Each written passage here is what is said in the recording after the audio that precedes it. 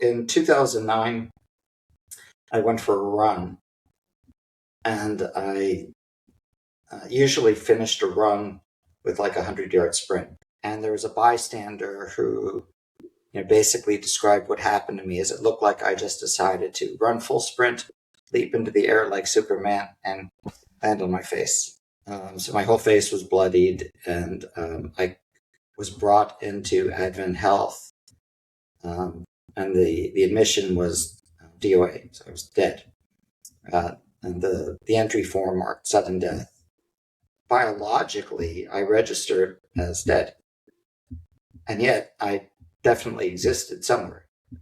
And so the family made funeral arrangements. They were going to terminate life support. And so the decision was made to purchase the burial plot next to my parents. That morning that life support was supposed to be terminated, I opened my eyes and I extubated myself, and I set off the alarm in the nurse's station. When I opened my eyes, I was, my brother asked for my address. I gave my childhood home, and I asked for my mother, who had been dead since 2003. The logical side of me, the rational side of me, struggles and grasps for what was that? Where was I? And then what is life? And then what is death? And then what is the nexus of life and death? I actually redefine that as an instant that was life-changing to me. Because in that moment, I recognized that everything I'd been doing was a waste of time. For 20 years, I kept my silence. It's time I give God the glory. And I think everything I've done has come from outside of myself. And God gets the glory.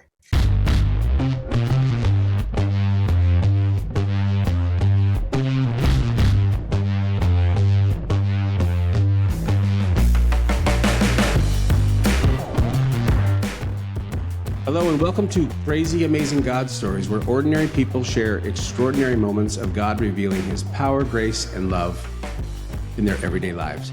Today, I'll start out by saying, if you're like most people, you've wondered, what's my life's purpose? What am I put on this earth to do? And it's kind of an open-ended question that never really gets answered. Well, in 2009, after a near-death experience, or an NDE, my guest today doesn't have that problem. He wakes up every day with ideas and concepts that most of us never even consider. He's created multiple medical devices. He's responsible for 20 patents. He's created a medical company that sounds like it's something from the movies or something in the future. And he's also written books, one in particular called The Weight of a Dog. It's a beautiful, heartfelt story told through the eyes of a 60-pound English bulldog named Baloo. He's a creature who sees deeper into the fabric of reality than humans around him. It feels like a parable wrapped in the science and mystery. It's a reminder that God often speaks through the unexpected, the humble, and the creatures we overlook. Please welcome to the podcast, Alex Lucio. Alex, great to have you. Thank you. That was an amazing introduction, and actually a really good synopsis of the novel. So thank you for that. Yeah, well, you're just a remarkable guy. We've had a couple of conversations so far, and we've exchanged some messages, and I just find you fascinating. And you're sharp as a tack, and you've done a lot of things in life. And I'm dying to hear about you. Tell me a little bit about your life now, your personal life. So I guess I'll wind it back just a little bit. I built a company called 3P Medical.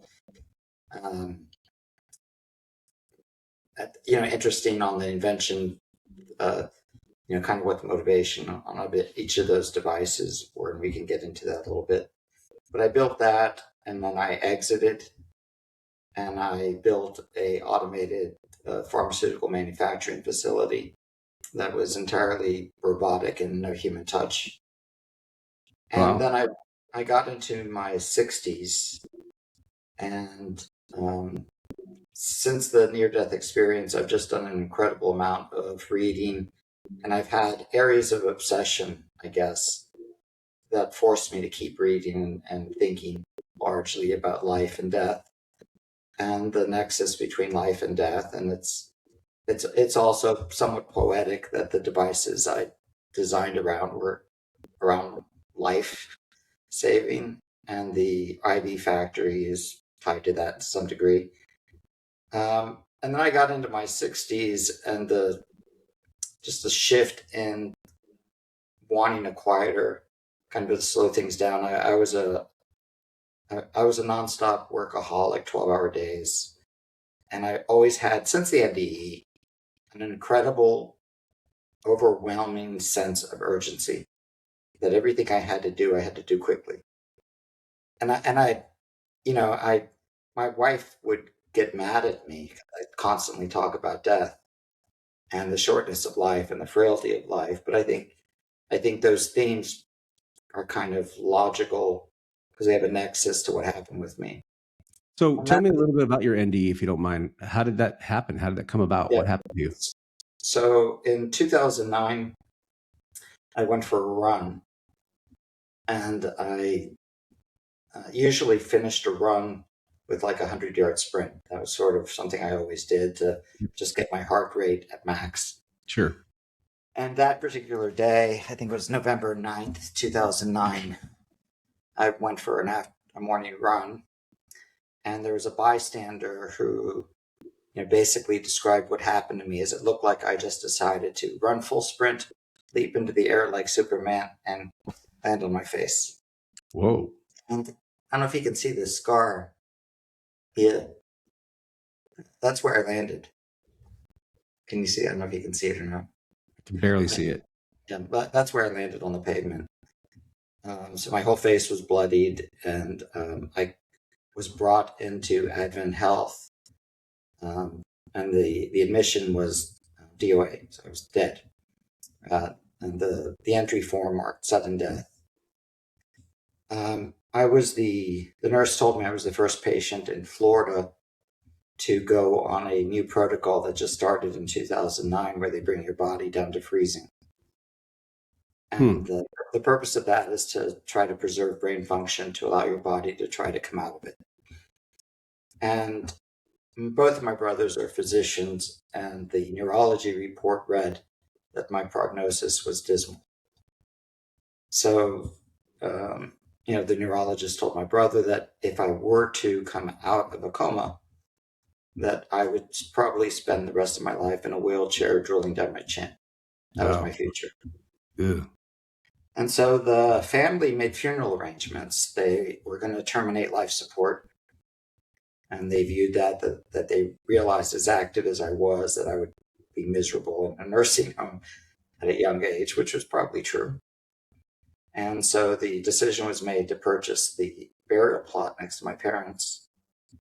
And my brother's wife's family has some tie to a funeral home. And they started making the funeral arrangements, and on whatever date. That sounds very immediate. They did that right away?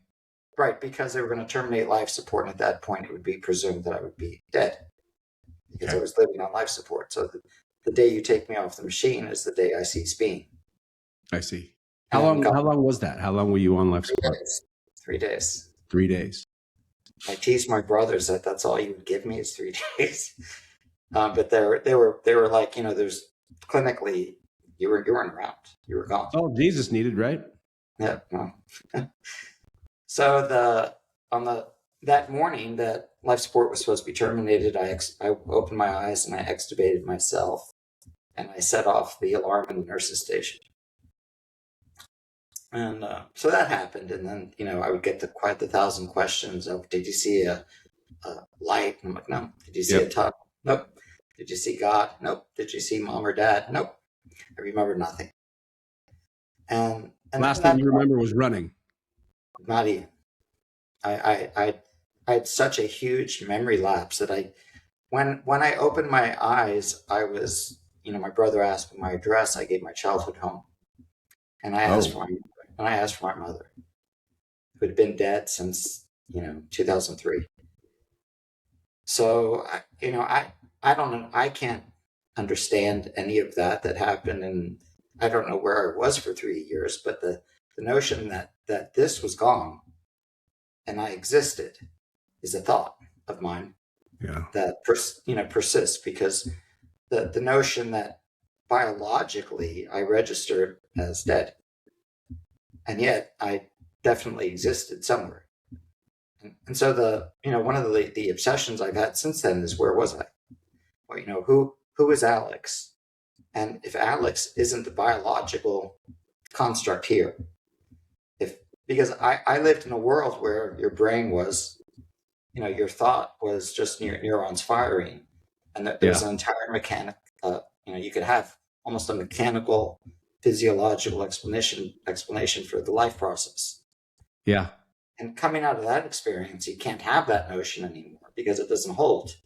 I mean, I literally had no brain for 3 days, and yet I still existed. I don't know where I existed, but I obviously had to exist because I came back.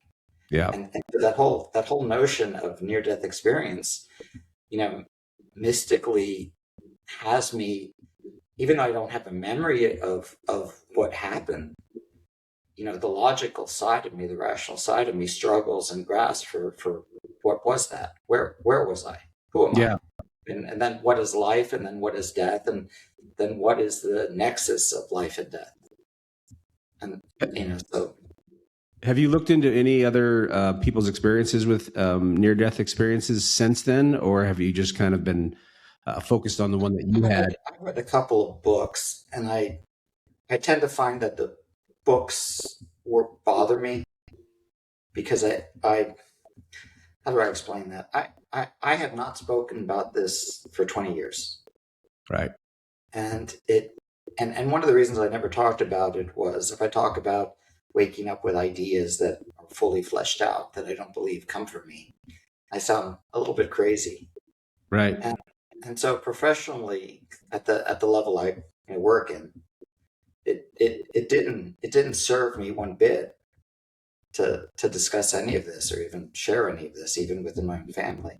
Right. It probably would cost you. It would cost me, right?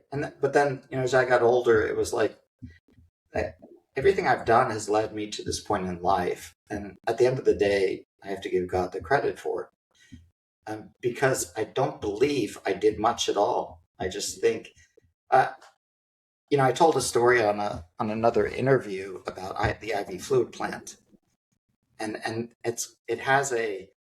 May I tell the story now, really quick? Sure, let's hear it. Let's hear it. It kind of goes into everything that kind of plays around in my head. So, and it's consistent with every device idea that I've had, and I wake up with this notion of something that I have to do. It's just inspiration. And we hear that, the musicians and stuff who say I woke up and the song was in my head. I'm like, yeah, okay, well, that's the artist. Well, I wake up with ideas for devices fleshed out in my head. Medical devices. Yeah, and I jot those down. And I had this notion of, now I can tell you there's a logical and rational progression that happens from that moment of research and due diligence that kind of informs the inspiration, I guess. But I literally saw an IV fluid plant running in my head. And an IV fluid plant. A factory. And I have no pharmaceutical exposure. My medical device and pharmaceutical are night and day. So flesh that out for me. What is that? What is an IV fluid plant? I mean, so IV fluid is a bag of IV fluid like you see in the hospital. And like glucose. Yeah, saline, glucose, and 1,000 other drugs that are delivered through IV fluid. Okay. And I kind of woke up and I could see the factory. And so when I wake up with that kind of clarity, I generally sketch out the idea. And then I start researching the idea. It's like, okay, I got IV fluid, but why IV fluid? And it didn't take me long to Google it. And I see there's this monster, probably this huge disconnect. IV fluid shortages are persistent globally to this day. And so I think, okay, that's good inspiration. It seems like when I start researching the industry, the technology, I go down the FDA thing and I start saying, okay, this is a project. But I've had this really strong sense of timing that everything had to move fast. And I don't know where that comes from. I mean, I credit everything to God, but I'll tell you the weird thing about that. So I developed this factory in something that's never been done in the United States, which is I completely built a fully automated and robotic manufacturing facility from a green field to an operational company within 19 months. And I mean, I did all kinds of crazy things. I poured a foundation and started having machinery delivered and craned in while I built the walls around it. I mean, everything I was doing was pressured for time. And what's fascinating about that time compression is I finished in October. I finished the build in October. I missed the moment, but I finished the build in October, and that's important because in October, Hurricane Helene strikes North Carolina Right. and dumps an incredible amount of water that takes out the Baxter IV fluid plant, Oh, wow. of which 60% of the United States' IV fluid capacity was running through. So I got mad because I missed that moment, because physically I finished the build, but there's all kinds of soft SOPs, quality validations, testing, calibrations that has to happen before FDA will allow you to manufacture. So technically, I literally was right on time for the massive IV fluid shortage that hit the United States. Kind of like the Forrest Gump moment when he's the only shrimp boat left. Exact same thing. And that is, I could walk you through at least 3 moments just like that in my other company. And to the point where a really good friend of mine, remarked, and he's actually a physician, he said, "Alex, how do you catch lightning 3 times in your hand?" And I'm like, I have no idea. God. Yeah, God. So, I think I let God down because I didn't quite have an operating plan in time. But that has happened so many times in my life. And every time it happens, it's always an idea that forms when I wake up in the morning, very early, 4 a.m., 3 a.m., 2 a.m. And I usually write those down and then I start chasing them. And I can't explain that. I mean, I can, the rational side of me will just say, oh, I read something somewhere, it percolated in my head and presented as an idea. But when it happens consistently, and the end result of that is always some kind of amazing timing coincidence. It's bizarre. I mean, to an outsider. And I just kind of learned to absorb it, and I now follow it. And even the idea of writing a novel was a morning idea.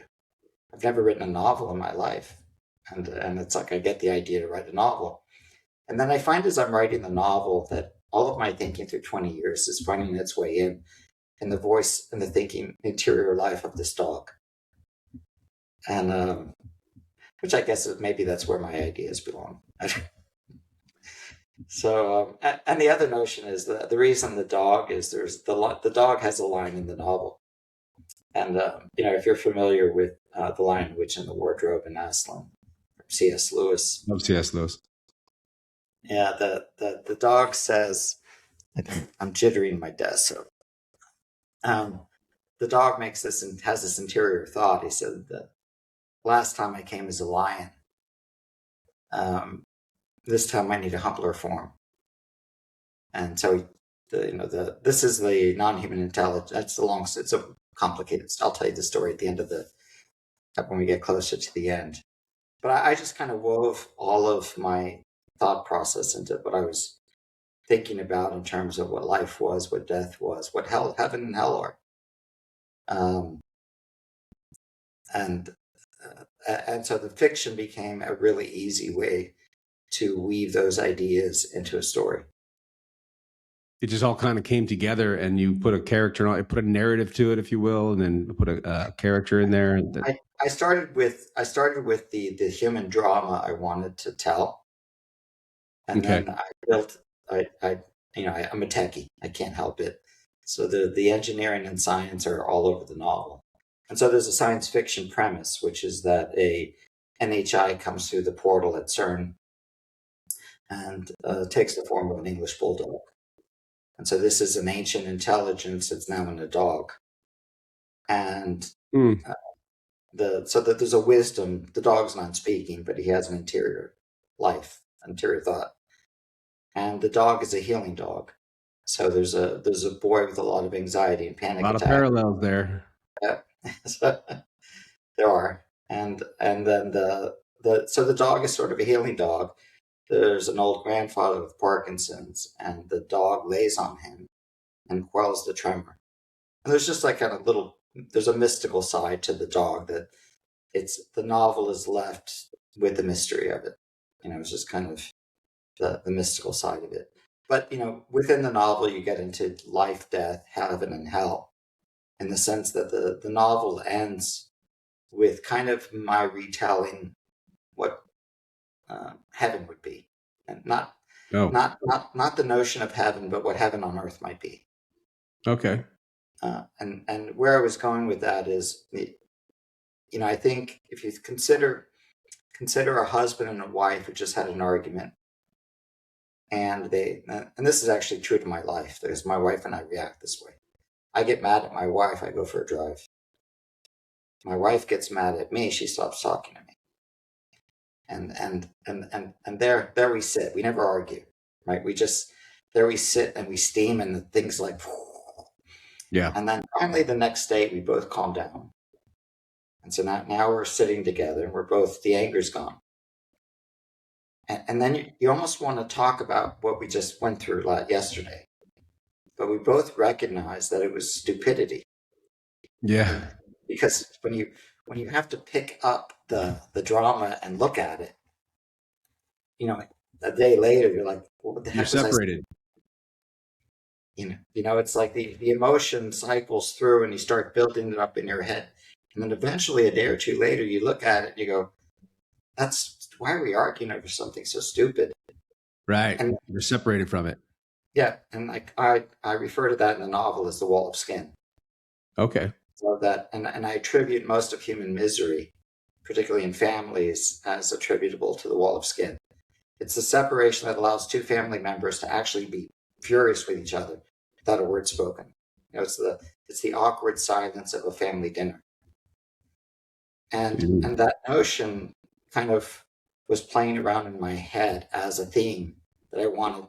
The weight of the dog is actually about the weight of guilt, grief, and sorrow in a family that sits in the silent brooding. And the weight, the notion that the weight transfers generationally is something that I kind of felt in my own family. Yeah. So, my grandfather committed suicide, and that passed on to my father. Those stories within the family get told, and so the scars of the family pass on. Yeah.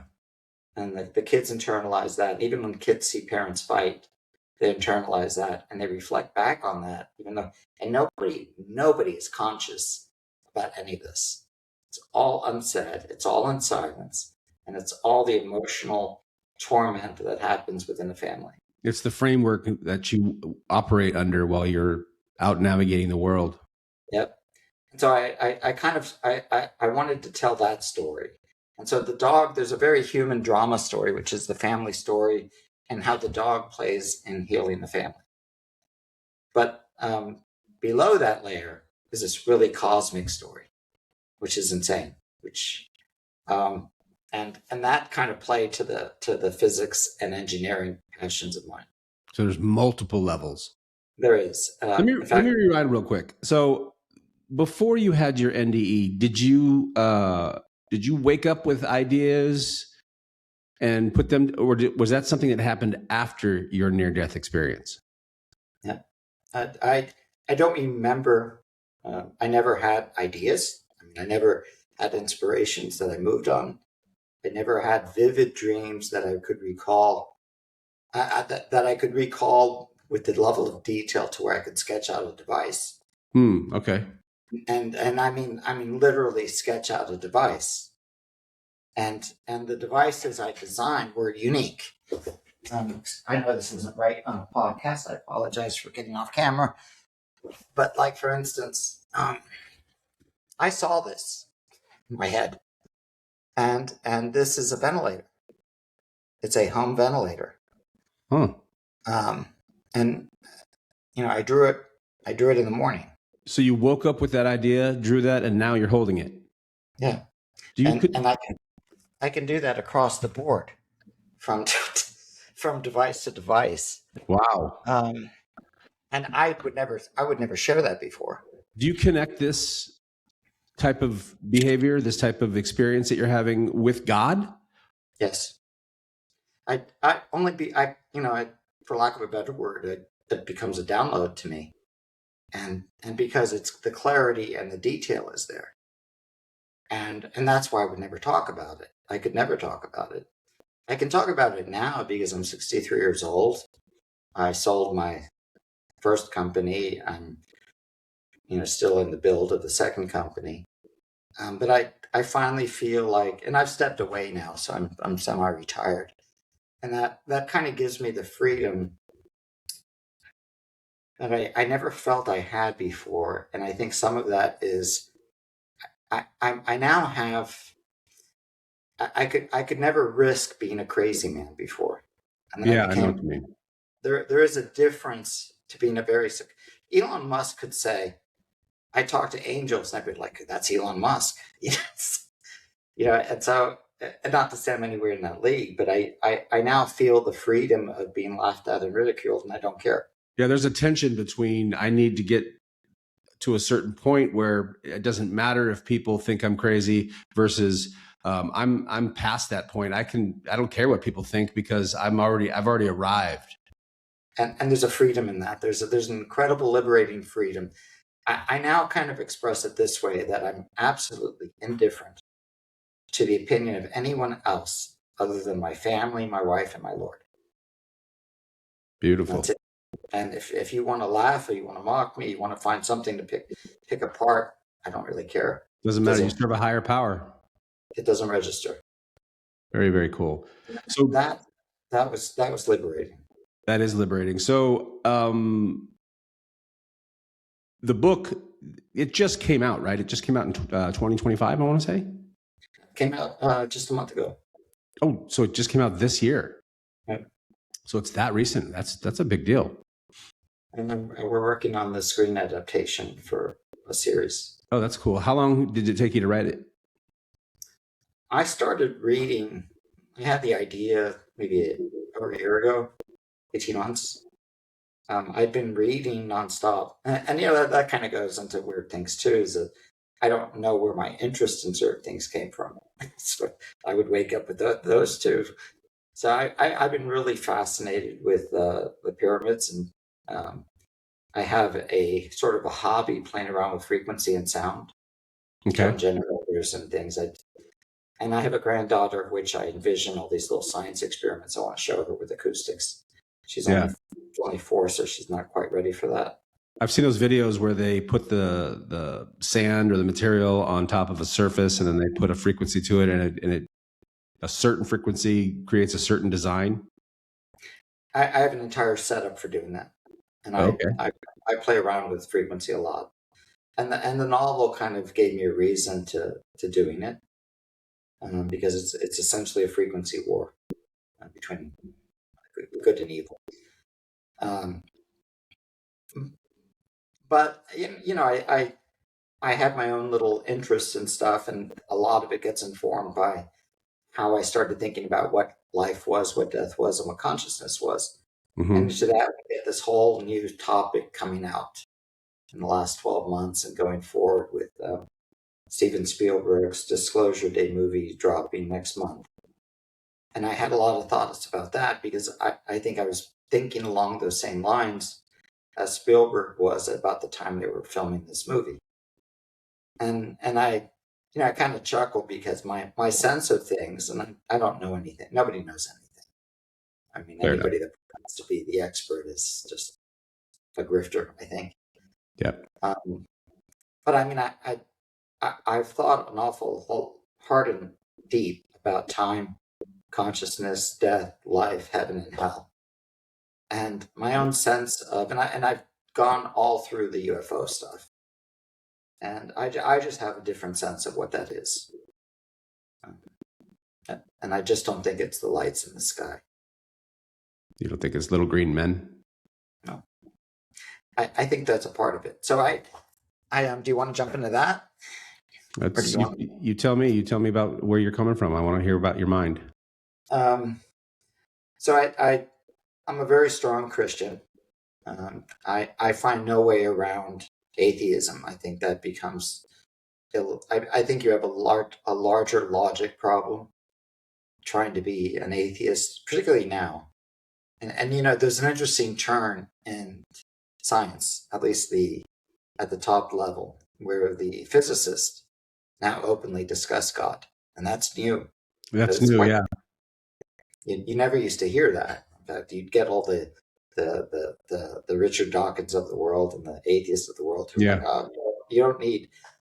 But there is in physics. You start with this notion of let's take the Big Bang.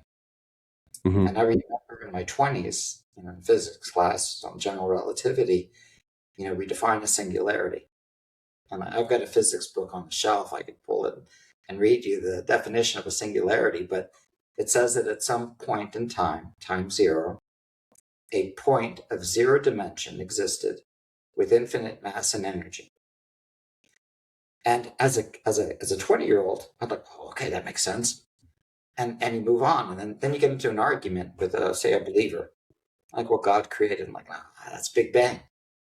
And Big Bang explains everything. And then we just move on. And then as you get older, you kind of think a little bit differently. And you go, wait a minute, that's a hand wave.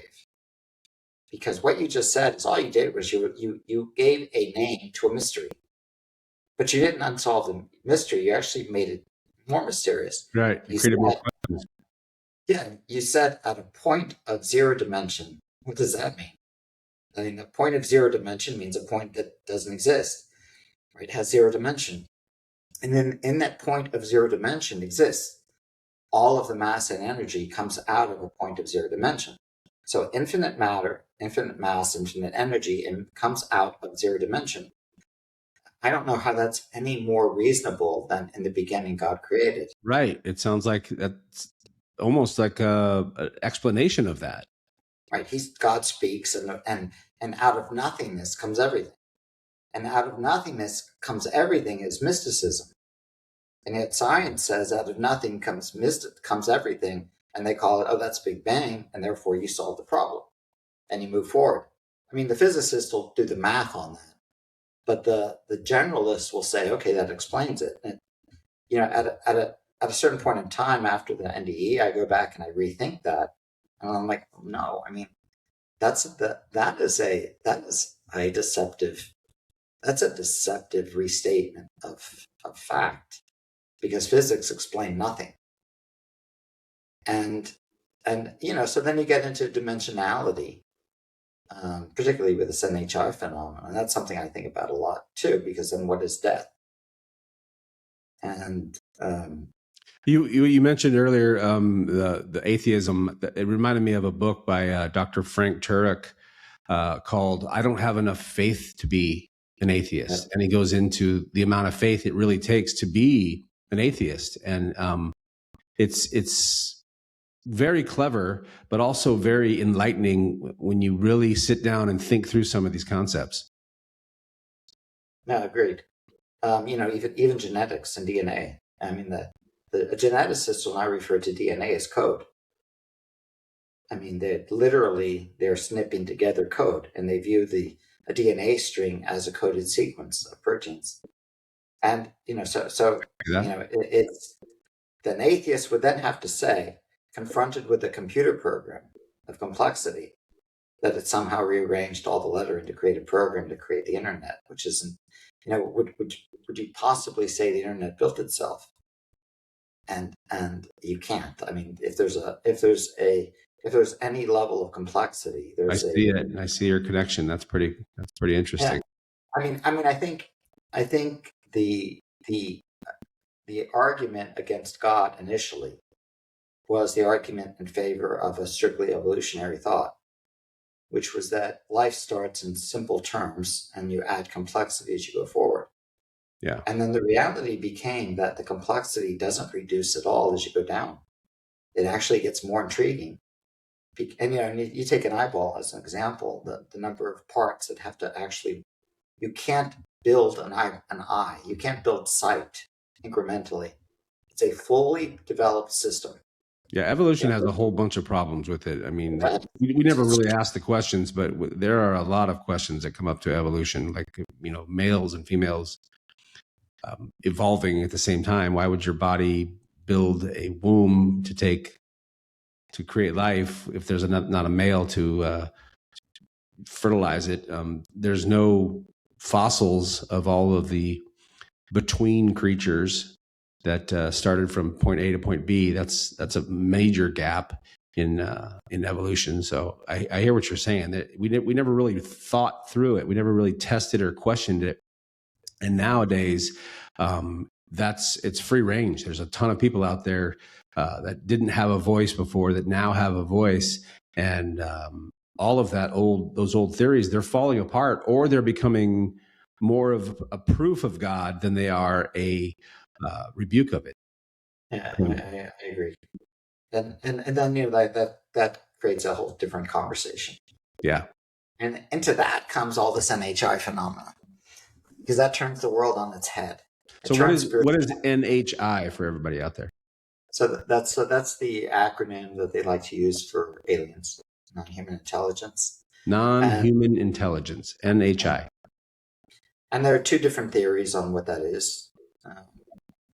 And I actually agree with both theories.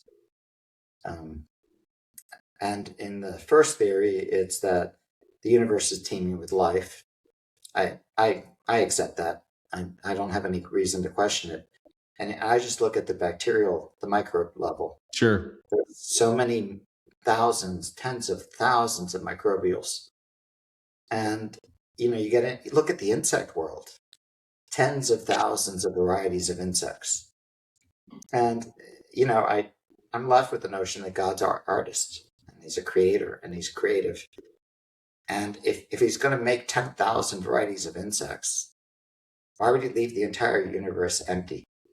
It just it just strikes me as not in his nature. Well, and if God is also timeless, and human beings have been around as long as we've been around, the Earth has been around as long as we've been around, regardless of what number you think that is. If God is in fact timeless, it does stand to reason that we're not his first attempt at whatever he's doing. I mean, to think that he sat around for however long timelessness is before he decided to do something about making creatures, it's almost arrogant of us to think that we're the first, attempt at his relationship experiment. Yeah, I think so. And I think, a lot of I've seen a couple of pastors on the internet saying this is all demonic. And, some of it could be. Could be. I mean, I think you always have the duality of good and evil in every aspect of creation. I think that's part of the design. And I think in my book, there's a good NHI and a bad NHI. The bad comes through the portal at CERN, and the good sees the bad going through, and he says, okay, I need to follow him, see what he's up to. So that kind of, even that plays out in the novel. Well, God does have a history of turning evil things into works for him. He turns whatever bad happens into something that benefits him. It's kind of his MO. Yeah. And I wanted to play with that because there's no truly bad character in the book. Every character, even the bad NHI, thinks that they're doing good. And the that tracks. Evil, Tolkien and C.S. Lewis kind of had a different approach to defining good and evil in their writing. Yeah. And C.S. Lewis and I think Tolkien both viewed evil as the absence of good. And I redefine evil as absolute certitude. Because if you're absolutely certain you're right, you'll kill for it. And you're going to kill for their own good. You're going to, it all reminds me of the COVID response. You're going to take this vaccine even if I got to choke you to death. And it gets you in the arm. Absolute certainty overrides everything because it'll make you capable of using evil because at the end, the absolute certitude gets you to the ends justifies the means. And that, And if the end just, what about serving the Lord? How do you see that? I think that's where I think good is quieter.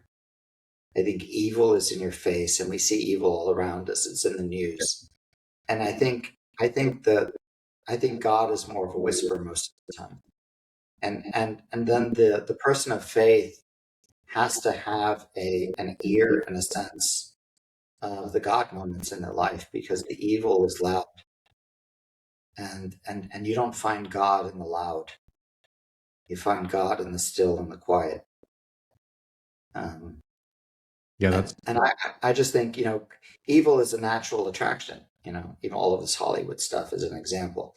Evil is easy to see, to feel, and even be alert to. And the good is the good, the virtuous, the holy is a quieter whisper. It's almost like, you catch a deer in a very early morning coming sure. out of a, that's like a holy sacred moment.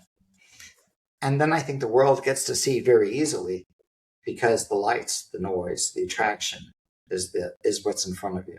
Yeah, I've heard in some of C.S. Lewis, and I'm going to paraphrase, but he talks about how darkness it devours, it consumes, and it has a hunger that's insatiable. Whereas lightness or the Holy Spirit has uh, a lighter call. It's harder to hear, but it's also all enveloping. Yeah, and so I think if you want to build your spiritual life, you have to gravitate to that which is holy, to that which is sacred, and to that which is quiet. Amen. Uh, and I think if you chase the loud, you're probably being misdirected. And so then, into that comes the NHI conversation, Yeah. because this whole, I was watching the trailer just last night to Disclosure Day, and I'm going to see the movie. I love Spielberg's thinking and kind of how he, it's just entertaining to me. Sure. But the trailer's scary. It's a dark trailer. And I wrote an essay called, Spielberg wants you to look up. I suggest you look in. Oh, that's great. That kind of plays on my thought that the spiritual is more of this quiet morning whisper. And if you're going to allow yourself to get fearful over seeing lights in the sky, just remember have you seen the drone shows put on by China? Have you seen those? I mean, those things. I've seen like videos of the drone shows where they shape, like a Darth Vader or a huge dragon. It is so easy at night with lights in the sky to scare the heck out of anyone. Sure. You could literally bring in the media. You could do the Orson Welles War of the Worlds all over again, but with technology, and you could create a really fearful planet. And I almost think that's kind of the risk. Is I think there's a little bit of a setup to that. Yeah, what you're talking about kind of reminds me of there's a brand new book out called 18 Days in Heaven. It's from this kid. For all intents and purposes, he's a kid. I want to say he's in his 30s, maybe 20s, where he has a skateboarding accident and he's in a coma for 18 days. And Gabriel Perot, I think is his name. And he describes when he had his near-death experience where he went through a part of quote unquote heavens, if you will, where there was a spiritual warfare going on, and it was massive spiritual warfare. And it kind of reminded me of in Daniel, I want to say Daniel 10, where the angel comes down to talk to Daniel, and he says, sorry it took me so long. I was in a big old fight and I had to call on Gabriel, the angel Gabriel, to help me. And I'm here now, but sorry about that. Sorry about the delay. You know what I'm saying? So like that spiritual warfare going on in the quote unquote heavens before heaven, if you will, sounds like something that's a common theme in a lot of people's near-death experiences and in scripture in general, the war between good and evil that's going on with demons and angels and over human beings. Does that sound? It does. Think about this. consider every culture and every time for millennia, there's this notion of child sacrifice. Yep. And it keeps coming up in multiple cultures, multiple eras, Yep. even all the way down to, the nonsense, not I say nonsense, the sordid thing that, on one of those islands, and the whole elite and all that kind of Yeah. stuff that's out in the culture.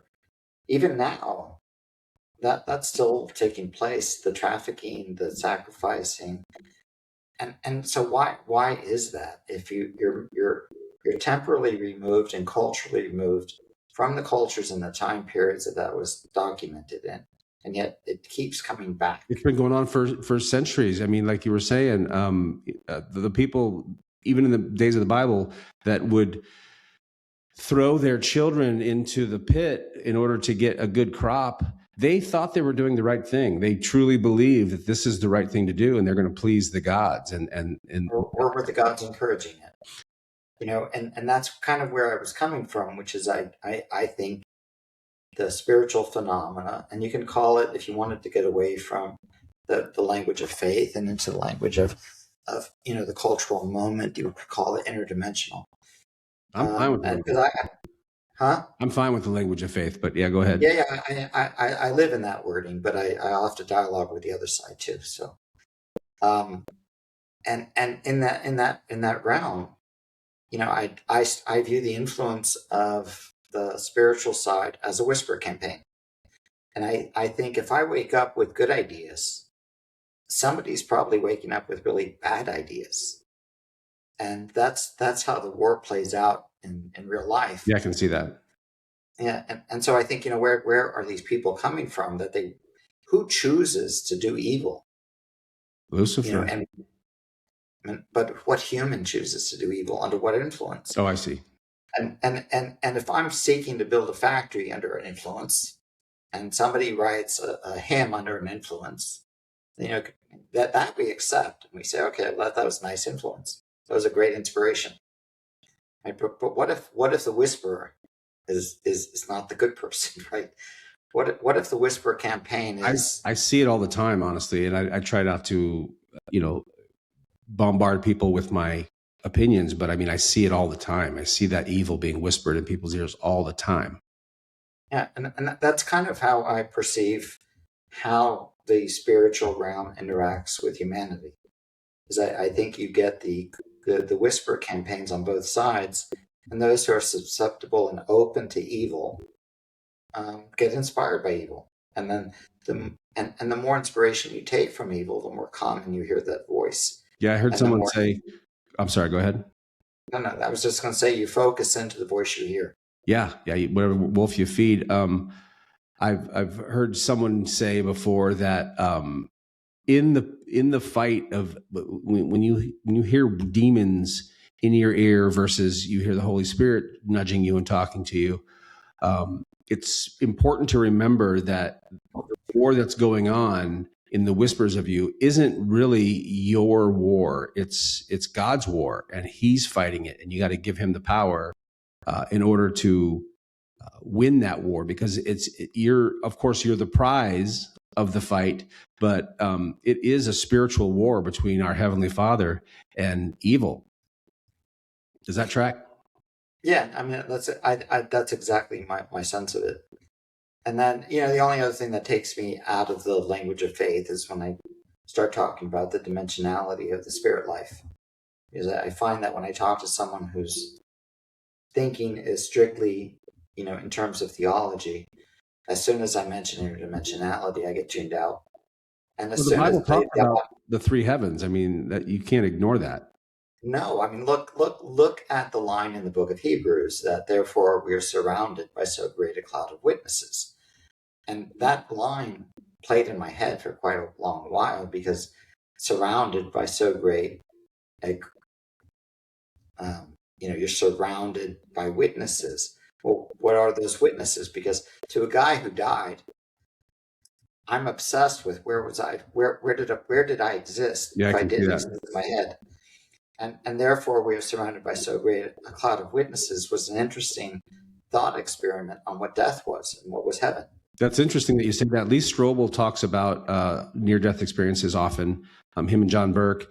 And there's a famous one of a woman who, here in Arizona, she went to the Mayo Clinic, and they documented, they watched her because they knew that they were going to try to dig out a brain tumor deep, deep, deep inside her brain. And they had to essentially shut her down, all of her brain function down, and for the most part, kill her for while they got to that brain tumor and then pull it out. And so they obviously wanted to watch what happened. And in her near-death experience, she was, they had the clicking in her ear at 10 decibels or whatever to see if there was any brain function whatsoever. None whatsoever. Yet this woman, when she was brought back, she was able to recall things that were truly shocking, that there's really no way that she would be able to record. If we think that all of our memories are recorded in our gray matter, then how do you explain that this woman was able to see a red sticker on the top of a ceiling fan? How would she be able to tell what song was playing? Or she also discovered there was a pair of shoes that were missing in the hospital, and she and the patient couldn't find them. And she said that when she came back, she said, "Hey, tell that guy that his shoes, or tell the nurses that his shoes are on the third floor behind this cabinet," or something like that. I'm paraphrasing, but she saw these shoes, and of course, she was in that operating room the entire time. Where would these memories be recorded? You can look this up on Lee Strobel books. But you're tracking the same thought I had, which is that you're not here. And then if you're not there, where are you? And that gets me into what is consciousness. Right. And that opens up an entire research area from on the physics side. Almost universally across the board in near-death experiences, people say that when they have these experiences and they see themselves leaving their bodies, they have all of their memories and all of their thoughts and all of their identity with them. And if it's truly only recorded in the brain on your gray matter or wherever, then how would you possibly take that with you? There was I just read about one where a man had a truck fall on his chest, and he completely went unconscious immediately. And in the big, he was a mechanic for a shop, and he left his body and he went to the top of the barn, and he watched while his partner tried to resuscitate him. They got the truck off of him, and EMTs came in through the front door, except there was two EMTs that came in through the back door because they had driven past the entrance and had to turn back and double back. And they came through there, and they came running in this way, and the others came this way. And a year later, when he was able to go and thank these EMTs for saving his life, he asked them, why did you guys come in from and they couldn't believe that he knew that, because he was completely out. And he recorded that memory somewhere. That was the thought that kind of bounced around for 20 years. Where was I? And then, what is death? What is life? And what is that in between? And, I just rationalized that was dimensional, because that, and the congressional rep, Anna Luna, was leading a UFO conference or hearing in Congress. And she referred to them as interdimensional. And that caught my interest. So in the UFO world, you have like these two different groupings. One which says all the phenomena is alien life from other planets. You have another set that says it's alien life that is on this planet. And you have another set that's saying that alien life is interdimensional. And the funny thing is I think none of those are contradictory. I think one presupposes the other. So my hierarchy of life in the universe, if you want to hear it, and it's just conjecture, I don't know anything, and I'm not smarter than anyone else. It's just another creative mind to the conversation. I think all of it exists. I think the universe is full of life, and it doesn't matter to me. I think it's consistent with my understanding of God as a creator. And then I think the phenomena of recovered aircraft or extraterrestrials, I think is irrelevant. I think if it exists, it exists. If it doesn't exist, it doesn't exist. And I still say Jesus is Lord. Because I think more along the lines of the interdimensional aspect. They don't contradict each other At all, to me. And maybe, I guess not to you either. But then you get to the interdimensional side, because then I think that is where you get into the realm of maybe angels and demons. See, I personally, and this is, I want to say this is my opinion, but I really don't think it's my opinion. I truly believe that the spiritual world is reality, and this physical world that we're in now is the experiment. God's kingdom is the reality, and we are an experiment. And I've, in some Bible studies, I've listened to people talk about how everything that's playing out on earth now, the beings in heaven or in the spiritual world are endlessly fascinated with how we on earth receive grace, because in heaven 100% of God's will is being done. Down on earth, less than 100% of God's will is being played out, and they watch us. And they wait for the next episode to come out, like we used to wait for Game of Thrones, So I truly believe that the spirit world, God's kingdom, is the reality that's going on, and this temporary state that we are in is in fact temporary. And I don't try to push that on people. It freaks a lot of people out, and people might be tuning out now just from that. But I do believe, with my whole heart of hearts, from the experience that I've had with the Holy Spirit, that is the reality. Let me reframe that, and actually I agree with that. But the science in me requires a structure for that, and so I came up with one. and I'll explain it. I'll explain it this way. So you assume a 2D world, 2 dimensions, flat, and assume that you're Yes. square on the page. Yes. And assume there's a higher dimension that's a cube, and the cube wants to explain to the square in 2D what it is. And so it says, I'm you raised to 3 dimensions. And the square, who's tied to the page, Right, goes, well, what does that mean? He goes, well, I have an up. And the square's like, what the heck is up? I know length, I know width, I don't know up. He goes, well, up is just come up. And he goes, up where? I'm confined to a page. He can't even imagine up. Yeah. So the cube, trying to be charitable, can draw himself broken down into a flat box. And so, you flatten a box out, you end up kind of looking like a crucifix, right? You have because the flaps fold down, the flaps fold. And then the cube says, okay, so now you have this box broken down, which is panel, panel, panel, panel. This corner must meet this corner. And then the square is like, well, how can that corner meet this corner? And again, the cube is like, well, you fold them up. And the square is like, what the heck is up? And he goes, well, these angles have to touch. And he goes, I don't see how that's possible. Because if I make these angles touch, I break the shape. And the cube is just left with, they have to fold up. There's no other way to explain up in a 2-dimensional creature's world. I love that. Right, but the mind of a square in 2 dimensions cannot conceive of the cube, even of that. So you get into the line in Scripture that my ways are not your ways, and then you say, okay, from 3D to 4D, is that dramatic?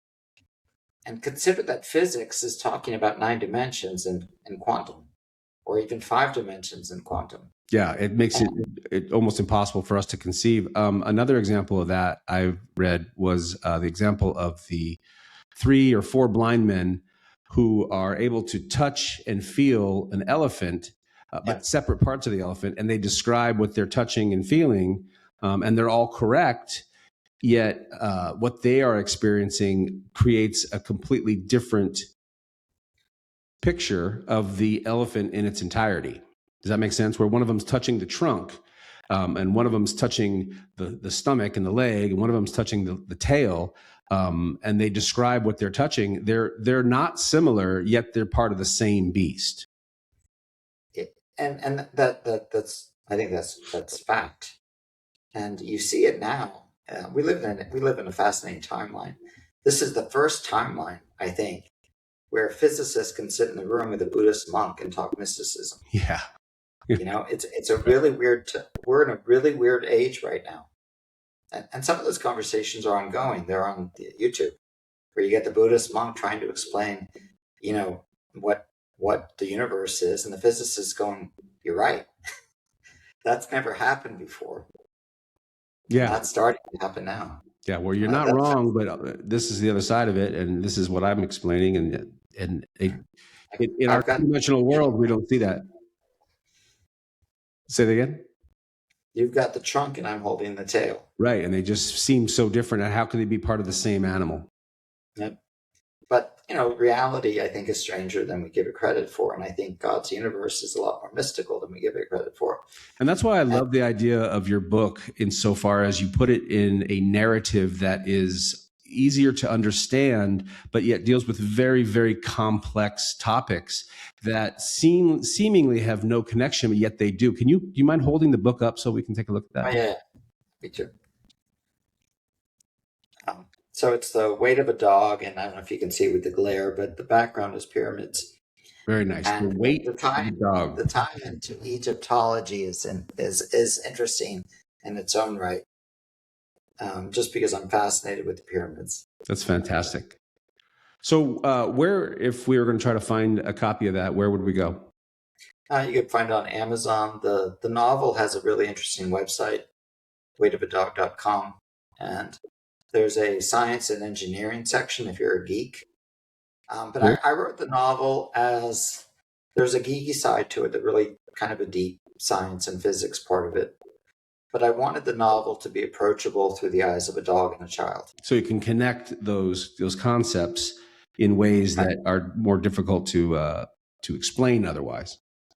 Yeah, and you can read the novel as a boy and a dog story, and it'll make you cry. So I've been told. At least if I read the reader reviews on Amazon, it's a crying book. I did. What's interesting is I didn't realize I was writing. You didn't see that. I wasn't trying to be emotionally manipulative. I was trying to tell a story that resonated, I guess. And then, the science part of me had to put in all the science fiction and engineering into it because I can't help myself. So I had to have a kind of a.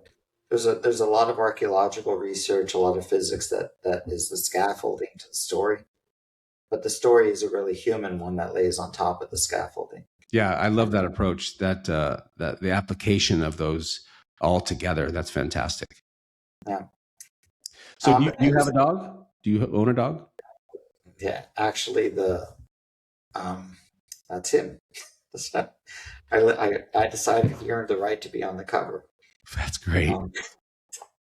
I could never tell you the truth. So English bulldogs are unique. Yeah. And I turn your podcast into a dog love story, but they're just really funny animals. I could never have written a novel about an English bulldog and his mannerisms if I didn't own one, because they do some really weird things, and it's just their personalities are unique, right? Yeah, they don't have a tail, so they can't wag a tail. So they still show emotion. They do. Their whole butt jiggles, and it's almost like a firefly. That's hilarious.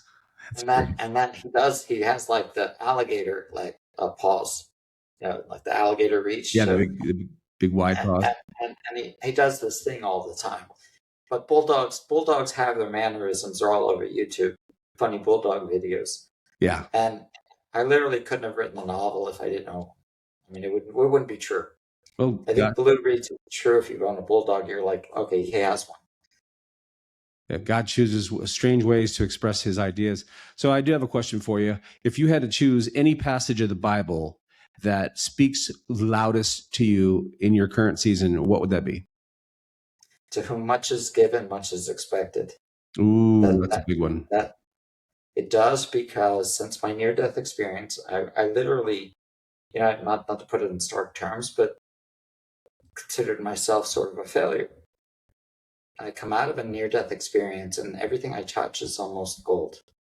I mean, every endeavor from that point forward, I haven't had a failure since, and every device has been a winner, and every device has had a timing that is, weird to me, in the sense that let me just throw this one more story out. I started designing disinfection devices 9 months before COVID. Oh, I brought 3 to market the month before COVID landed. And I couldn't keep them in stock because the world was looking for disinfection. And so, like, all of the frickin' timing and everything in my life since that moment is uncanny. it's almost divine. It is divine to me. I have the luxury of framing it any way I want, and I say it's a God download. And then, and within just my wife and I refer to it as a God download. And just kind of a fun point for me right now is I've wanted to talk about it, but for 20 years I've kept my silence. And it's fun now to give God the credit. I designed nothing. I built nothing. I came up with not a single idea of my own. And I think everything I've done has come from outside of myself. And God gets the glory. But that verse then, and that verse then haunts me, right? Because it's literally part of my almost my daily prayer life, which is, to whom much is given, much is expected. And it's almost like, Lord, what the heck do you want from me? What do I do? Yeah, that's part of a larger concept of Christianity in general, where people that have no idea about God they seem like they're held less accountable than those of us who know all kinds of things about God. The more we learn, the more we're held accountable, and that passage kind of reflects exactly that. Yeah, and I feel an obligation to, even doing podcasts like this. I told my wife, I said, I'm in a different season. And she said, what does that mean? I was like, well, for 20 years, I kept my silence. And I said, it's time I give God the glory. Amen. It's time. I don't take the credit, because I've taken the credit. The awards on the wall, 20, and they're all over. I have these patents all over my room, every wall. Not a single idea is mine. And I could never say that and be regarded professionally as a serious person until this moment in my life. So this is my season of resting and giving the credit where it belongs. Fantastic. So I do have a quick question for you. If our listeners and viewers were going to pray for you, what would that be? What would we pray about? Give me a second.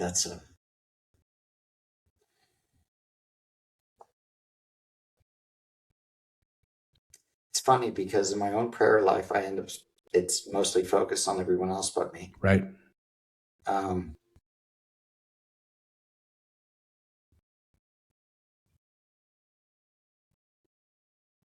Just God's will be done. Beautiful. I actually have a sense of guilt of feeling like so blessed. I don't have a need in the world except to help others. And I guess if there's one thing I need to know is, what should I be doing? What is my purpose from here on out? Because I know that doesn't give you a concrete thing to pray for. It does, though. God's will is one of the most critical things to pray for. That is exactly what I believe that we should be doing. And I think every prayer that aligns with God's will is answered. And we may not know God's will or understand the complexity of what he's doing, but his will is the most important thing to pray for. I think that's fair. I don't have a need in the world. I feel like I'm the most blessed man on earth right now. I love it. And I don't feel entitled, which is why that verse haunts me. And I'm constantly looking out. My wife and I, we do it we help a ton of people. And it's gotten to the point of where our joy, our purpose is actually helping people. And it's not always financial. It becomes a combination of financial and intervention. Fantastic time and treasure. Your gratitude is beautiful, brother. I tell you what, that is very refreshing, and it's not common these days. And I can tell that you've truly been touched by God, and you have the Holy Spirit in you. And I just love talking to people who have the Holy Spirit in them. Is there any final thing you want to add that we didn't cover before we go? I would. I kind of want to note the author's note at the end of my novel. Let's do it. I think it explains why I wrote the book, and it's kind of a cute story. I love it. It's actually an interesting story because my wife, when she read the end of the book and got to the author's note, she goes, I remember that moment. And the moments, there's an author's note after the epilogue, and it kind of describes. So I up until last year, I was up at 4 a.m. I generally worked nonstop for at least 12 hours, and that was my schedule for 7 days a week. And it wasn't a grueling schedule because I'm a workaholic and I can't help it. So if my wife doesn't grab me sometimes, I'll be at my desk till 3 a.m. So that was who I was. And I've made a conscious effort to no longer be that. And, the line in scripture that, Martha picked the better part of not being so busy. Yeah. And for most of my life, I was always the builder, the worker, the carrier, carried the weight of everything on my back. And I felt obligated to do that. Anyway, one day I'm sitting and I have my laptop open, and my dog is at my leg, and when he wants to play or he wants attention, he just does that. And I'm working, so it's like, okay, not now. Not now. He does it again, not now. Well, into that is my granddaughter, and she's 3. And I used to call her my monkey because when she was 3, she would do this thing where she'd crawl on my lap, and then she'd be hanging on my head and all over my shoulders. Mm-hmm. And I love that. I mean, I love the time with the granddaughter, but I was working. So I'd take her off my lap and I'd put her on the ground, and I'm like, not now. I'm working. And I looked down at them for a second, and my dog is looking up at me, and my granddaughter's looking up at me. And I realized, I literally wrote this line: he's a dog and she's 3 years old, and neither one of them understand why I'm rejecting them. Oh. And I catch myself, I close my laptop, and I get down on the floor, and they both climb on top of me. Oh. And in my head at that moment, and this is silly because this is so obvious to some people, and it's something that shouldn't be as a profound or a life-changing moment, but I actually redefine that as an instant that was life-changing to me, because in that moment I recognized that everything I'd been doing was a waste of time, and the only things that mattered were her, with the dog and the child. Your relationships. Yeah, and I caught myself, and I'm like, I'm living everything else. I'm living my life wrong. I mean, I had to do the things I had to do, Sure. But going forward, I no longer had to do them, and I had to reset priorities. So there's an overarching theme in the novel, which is presence, and actually there's a lot of death in the novel, and the notion that the way you work through grief with someone you love is just being there. And that was sort of an epiphany in that moment. Yeah. And so I literally ended the novel on that note because that was the most significant thing I wanted to convey in the story. That's straight from heaven right there. That's the perfect relationship of God. And then I thought of, I was trying to explain that to somebody, and I felt almost silly because I think some other people, my wife calls me a robot sometimes because I'm so focused on work. But that was a humanizing moment for me. That's fantastic. So So anyway, that's how the novel ends, and that might be a good ending for the conversation. Well, Alex, it's been a pleasure talking to you. I feel like I could talk to you for hours, man. You're obviously extremely intelligent, but you're also very, very connected to God. And I love that. I love how you bring it all back to God. That's a critical part that I think a lot of people miss, but yet it's beautiful. So, sir, thank you so much for coming on. And I appreciate you putting out the time so that people could hear about your perspective and your experience. Thank you so much. I enjoyed this.